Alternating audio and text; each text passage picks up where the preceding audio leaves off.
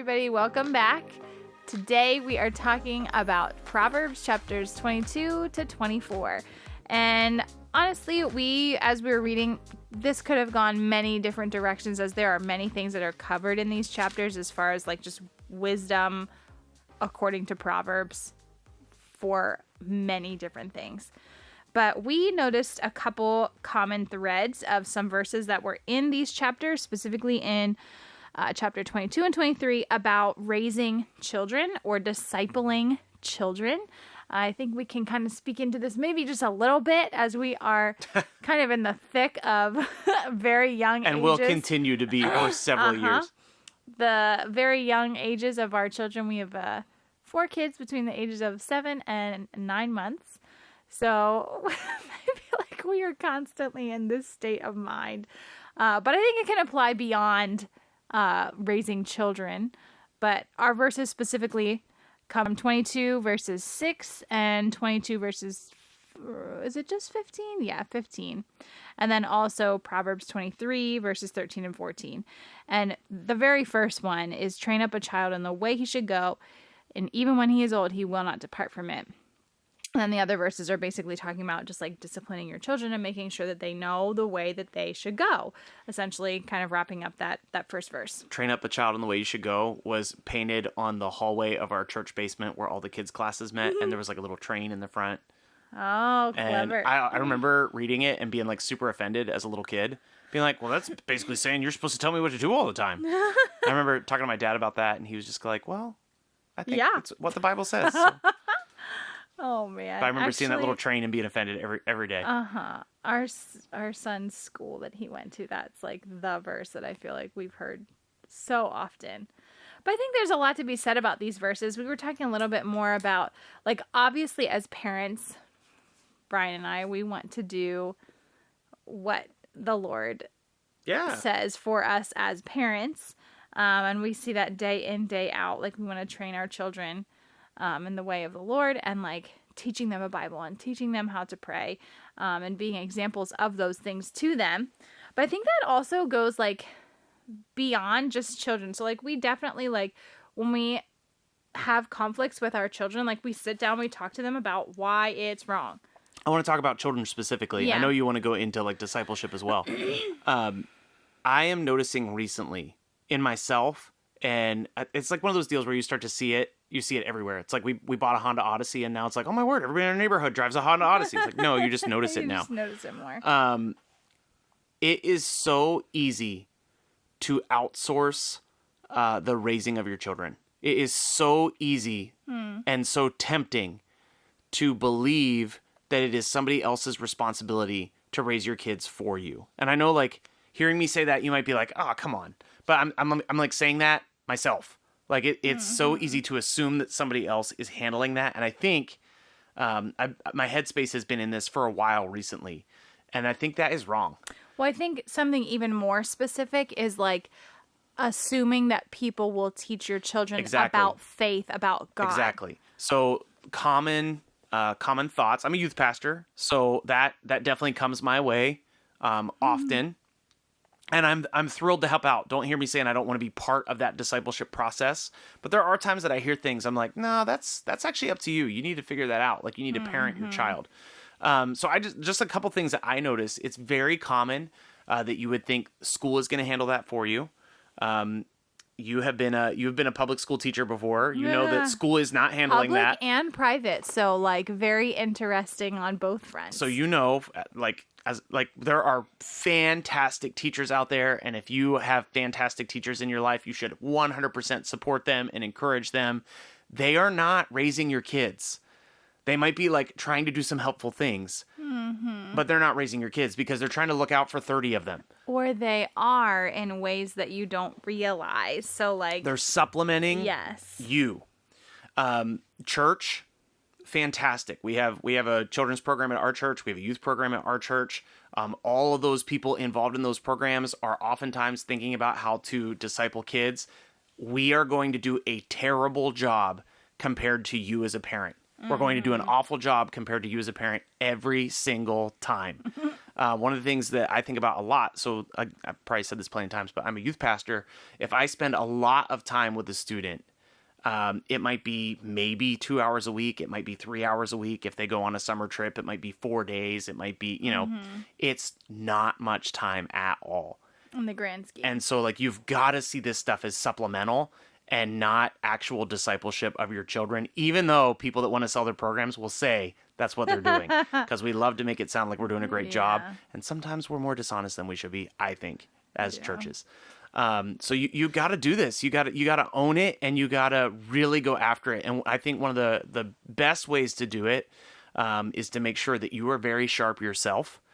You've got to learn the Bible. You've got to surround yourself with good doctrine, sound doctrine, good teachers, like sharp teachers that aren't just telling you what you want to hear, but are actually telling you how to be more and more like Jesus. And as you grow in your faith, you will help to have your children grow in their faith. And you've got to actually do it. Like, you've got to make space for it. The other thing that I noticed recently that I'm seeing a lot is it's very tempting to jump into the latest parenting book or the latest parenting group online and go crazy about it. The latest Andy Stanley book. Yeah, and just go nuts about how helpful it is. They may be helpful. They might be really helpful supplemental things.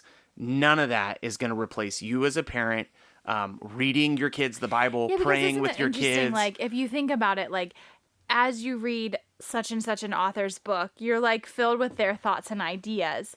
Whereas, like, if you're actually reading the Bible, like, what is the best source to be filled with to, like, project onto your children? It's obviously the Word of God. So, like, having that, I mean, for instance, and now this is not tooting our own horn by any means, but because we do this podcast, I do not, like, outside of this, I probably do not read this near as much as I need to. But because we're doing the podcast, it's like a daily, very, very daily basis that we are reading the Bible. And our sons are very aware of that. Yeah, they want to read the Bible more because they know we are. To the point where they are also, so that is an interesting thing too, like that almost imitation of what they see. Like, that is very, very common and very obvious.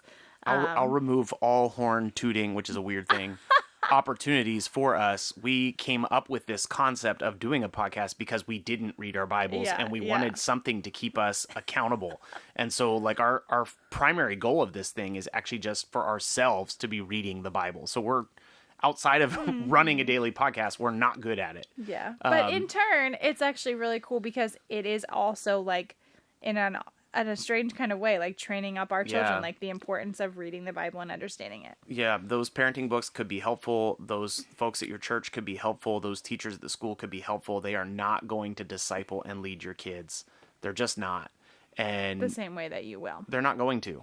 And you have so much more time with your kids, and you've got to prioritize that more than ever. Because it used to be that culture would, like, accidentally teach your kids some good values. That's not going to happen anymore. Your kids are going to get what you give them, and it has to be you, as you follow God, leading your children. And part of it, like Proverbs says, is actual discipline. Yeah. Another crazy thing that's out there right now is that you, like, let your kids kind of figure out their way in the world. That's insane. I know as a youth pastor, a thing that I see often is people kind of take this weird hands-off approach when it comes to involvement in church, and when it comes to involvement with, like, technology and cell phones. Like making their own decisions. And it's nuts. It's nuts to assume that your teenager or your young child is going to know how to handle, like, unrestricted access to the internet where they could see literally anything at any given time. That's what happens as soon as you hand them a cell phone. So, like, honestly, I guess I'm being more direct than I usually am, but, like, put that off as long as you possibly can. You literally work with these kids. Yeah, like, I see it all the time. Day out. Like, put that off as long as you possibly can, because I have not seen it be helpful once. Not once. Also, with, like, encouraging your kids to be part of Christian community, they are not going to choose what's good for themselves. I've seen that happen many times. Sports. And one of my favorite things to when I talk to parents, one of the things I like to highlight a lot is very common for me. So I oversee, like, a whole team, and we do 5th to 12th grade across a couple different ministry settings. But something that's very common is in 6th or 7th grade. Parents will say, "Yeah, we're really sorry that they're not coming anymore. It's just so hard. like their schedule's just so full, and like they're doing great. They're reading the Bible. They pray a lot on their own. And every time I hear that, I'm like, man, you're not making a good choice. Like if you remove them from Christian community when they need it, that's not good. And usually people swing back around junior, senior year. Like, hey, what can you do for our student? Because they are just so lost. And it's like, by the time they're a senior, your youth pastor cannot do much for you. Yeah. Because it's very hard to just like gin up relationship with anybody. Particularly, I mean, imagine Particularly a senior in high school. school. Yeah. So keeping your Who's kids been plugged told in. that it doesn't matter if they don't go to church or not. Yeah. So, I mean, I guess I can speak from like a lot of experience where I'm telling you, if you're a parent, like don't do that. Don't let them just find their own way. They need you to lead them as you follow Christ. Follow me as I follow Christ. That's what Paul says. Hopefully that's what you can say to your children. And if you're not making time for that, please, please, please do that. Because there's not much more important things you can do.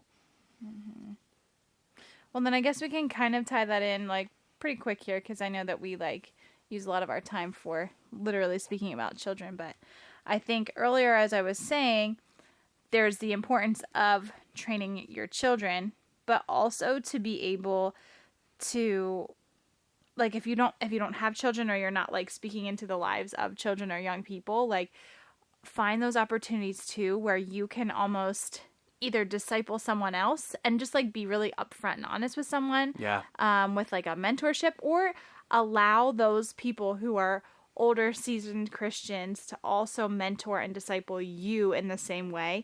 Not necessarily as a, oh, you're doing everything so wrong, but hey, like I want to help you because I've been through this and I understand this side of things. Or I guess like that kind of, I don't know, how would you say that discipleship mentor relationship? We're designed to live in Christian community. That's Right. what we're supposed to be doing. That's why Hebrews says, don't give up meeting together, period. And part of that design, one, is that we are actually Christ's body in the world today. Like we need to be doing what Christ has called us to do and what he would be doing through us. The second part is we actually need those redirections. Right. So if you spare the rod of discipline from a child, you will spoil him, and you will Proverbs 23:13 and 14 says, when you strike him, he will not die. You'll save his soul from Sheol. That's what the church also does. And it's tough in this culture of like, oh, that's church hurt. No, it's not church hurt. You're just being disciplined. I mean, I recognize sometimes people manipulate and they take advantage of those things. I've seen that happen myself. But somebody calling you out on something isn't always church hurt. Sometimes it's actual discipleship. Somebody calling you to do better and to honor Christ more because you're falling short in some places. So it is helpful to listen to those voices. And Proverbs supports that over and over and over again. It talks about wise counselors. It talks about listening to people with a crown of gray hair. So it's valuable to let people speak into your life for sure and value what they have to say. I think even coming from experience too for that, like, I think sometimes it's easier said than done, but I have had moments in my life where I've had to hear some like tough things that I did not want to hear, because it was so much easier to just do whatever I wanted to do and like go my way with whatever it was. Like specifically relationships. I had a lot of people speaking into my life about, not Ryan, but like other relationships that were like, hey, like this is not good. You're like wasting your time. You're blowing off your friends. Like this is not good for you. And I think there were good and bad parts of things in said relationship, but ultimately those people were genuinely looking out for me, and I just kind of like blew it off as if it was nothing. And you were a child. Yeah. And you needed direction, and yeah. you needed correction, and you needed to be led the right way. So that's great firsthand perspective of like, well, I don't need to listen to you, but you did. Right. And if those people would not have said something and would have allowed you to just find your way, you would have destroyed your life. And that is true of so many kids today. So do not believe culture's nonsense that these kids are figuring out how to make their way in this world. It's hard enough for adults to find their way in the world. And if you as a parent or you as somebody invested in younger people, that could be 10-year-olds, it could be 40-year-olds. Right. If you're not helping people make sense of the world from a Christian worldview, you're missing part of the task that Jesus has given you. Yeah. So maybe that's your part for today. I think there's plenty of your parts today. If you're a parent, man, train up that kid in the way he or she should go. Do not believe culture's nonsense.